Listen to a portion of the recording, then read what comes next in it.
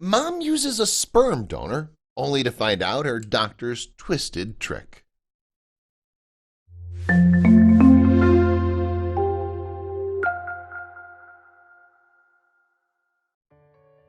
Pauline Chambless and her husband tried to have a biological baby for 14 long years.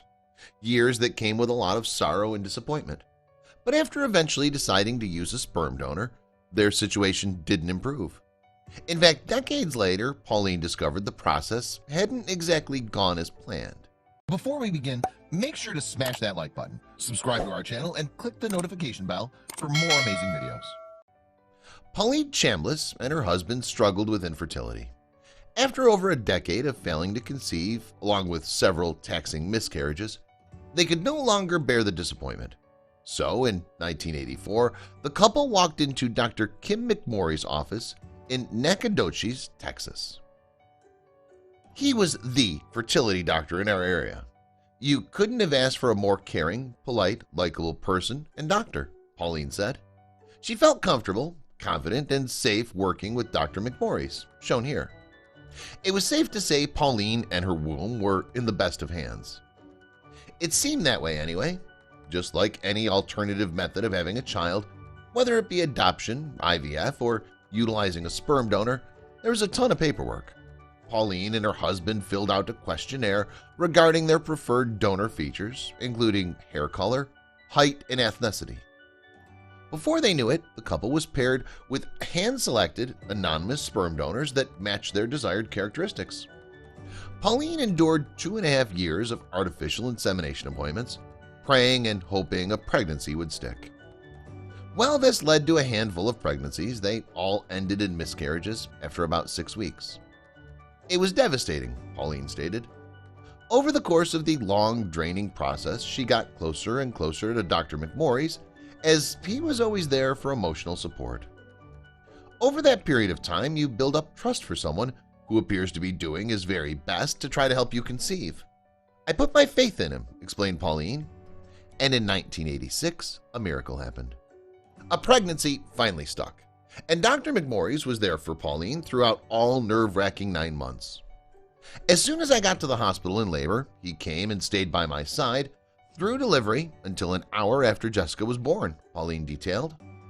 Jessica was born beautiful and healthy, and Pauline and her husband never wanted to keep any secrets from her. Therefore, Jessica grew up knowing she was conceived with help from a donor.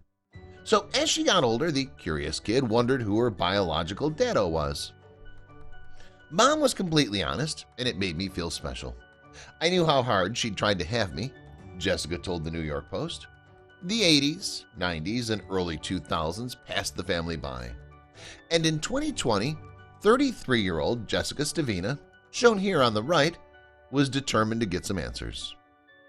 She also shared everything she knew about her biological father, that he was a tall medical student with red hair who loved music.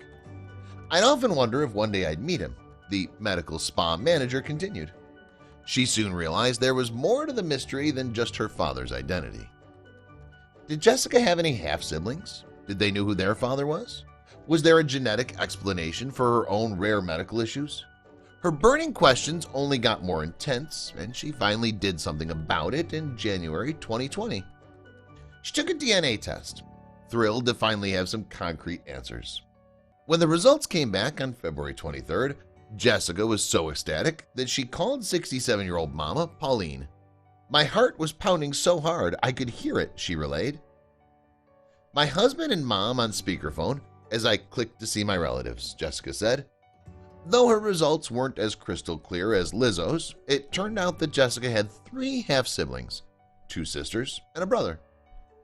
Jessica was practically bursting at the seams with excitement as she immediately hopped on Facebook and sent her half-siblings friend requests.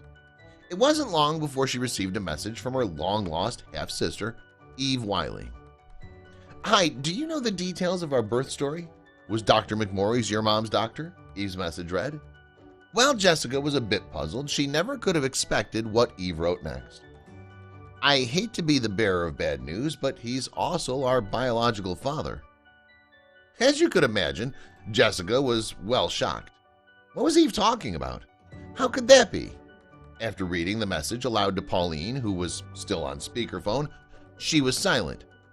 Pauline managed to shout, "What?" I just thought, no, that's absolutely impossible. I would never have agreed for my doctor to donate sperm, Pauline explained. Shockingly, it was possible, and they were victims of fertility fraud. Indiana University law professor Jody Linney Madeira defines fertility fraud as illicit inseminations, an intentional act that occurs when a doctor knowingly uses his own sperm to inseminate a female patient without her consent.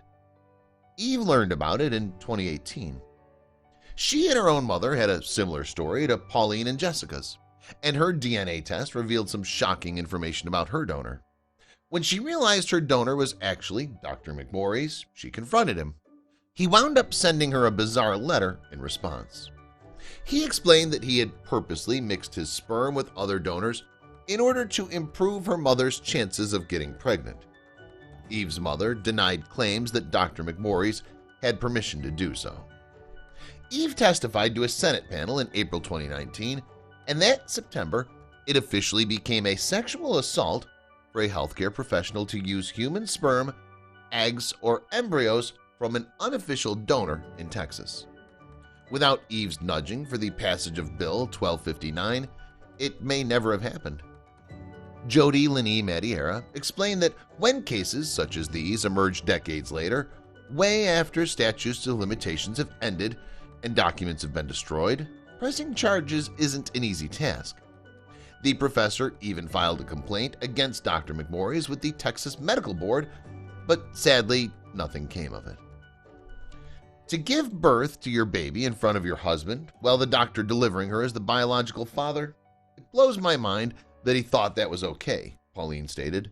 It breaks my heart that she wanted to find her biological father for so long. Now it's just a hardship to her. She didn't consent to this.